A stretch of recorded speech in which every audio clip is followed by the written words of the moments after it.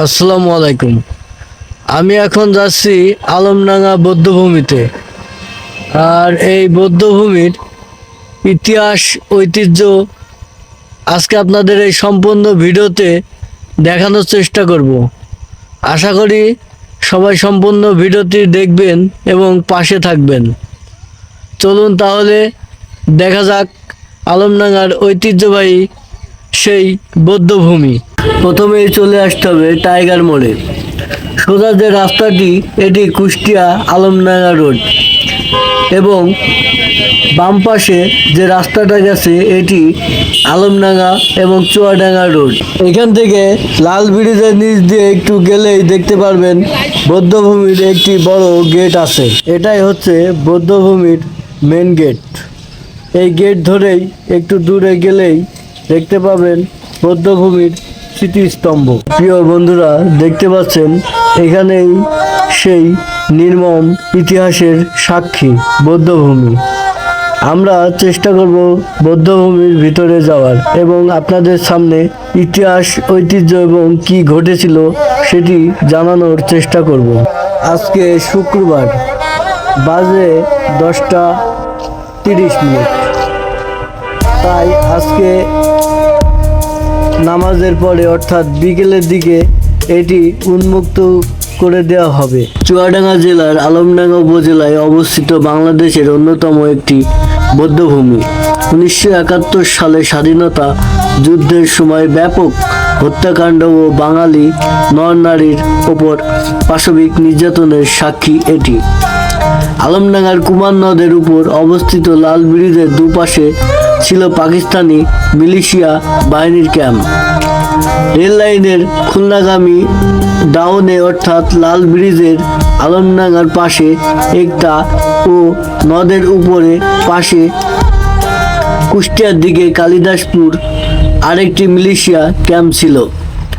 আপের দিকে আসা ট্রেন লাল ব্রিজের আলমডাঙ্গা মাথায় দাঁড় করাতো, অন্যদিকে যাওয়ার ট্রেন লাল ব্রিজের কালিদাসপুর প্রান্তে দাঁড় করিয়ে নিরপরাধ যাত্রীদের ধরে ধরে নিয়ে যেত। অকথ্য নির্যাতন শেষে নির্মমভাবে হত্যা করে লাশ এবং বৌদ্ধভূমিতে পুঁতে রাখত। মুক্তিযুদ্ধকালীন পাক ঘাতকরা ট্রেন থামিয়ে স্বাধীনতাকামী প্রায় 2000 নারী পুরুষ হত্যা করে। রেল ব্রিজের পাশে ওয়াপদা ভবনের বাউন্ডারির মধ্য ও পার্শ্ববর্তী দুটি বৌদ্ধভূমিতে পুঁতে রাখত। এই গণহত্যার প্রধান হোতা ছিল সালেহ জয়েন, lieutenant colonel major Rana Ahmed ও আব্দুল গফুর। লাল ব্রিজের কাছে স্বাধীনতা যুদ্ধের সময় ব্যাপক হত্যাকাণ্ড ও বাঙালি নর-নারীর উপর পাশবিক নির্যাতনের সাক্ষী এটি। বিশেষ করে 1971 সালের জুনের শেষ থেকে 7 ডিসেম্বর পর্যন্ত নারকীয় নির্যাতন ও হত্যাযজ্ঞ চালানো হয় এবং এখানে পুঁতে রাখা হয়। সেই সময় এখানে পানি উন্নয়ন বোর্ডের হলুদ খালাসি ঘর ছিল। এই ঘর কক্ষেই স্বাধীনতাকামী মুক্তিযুদ্ধ যুবক নারী পুরুষের নির্যাতনের শেষে হত্যা করা হতো। লাশ পুঁতে রাখা হতো বা ফেলে রাখত টর্চার সেল নামক সেই হলুদ কক্ষটি ঘিরে এখন বৌদ্ধভূমি স্তম্ভ কমপ্লেক্স। এটি 1971 সালে পাক হানাদার বাহিনীর বর্বরোচিত হত্যাকাণ্ডের শিকার। মহান মুক্তিযুদ্ধে অংশগ্রহণকারী শহীদ বীর মুক্তিযোদ্ধাদের স্মৃতি সংরক্ষণে এবং বাঙালি জাতির উপর জঘন্যতম নির্যাতন ইতিহাস নতুন প্রজন্মের কাছে তুলে ধরার উদ্দেশ্যেই নির্মিত।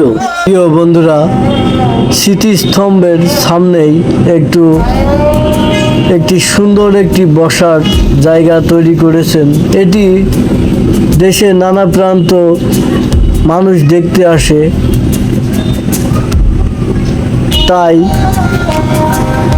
কর্তৃপক্ষ এটিকে সুন্দর এবং পরিবেশমূলক একটি জায়গাতে রূপান্তর করার জন্য এই বসার জায়গাটি করেছেন। এটি সেই কুমার নদ, এই দুই পাশে নির্মম নৃশংস হত্যাকাণ্ড চালানো হয়।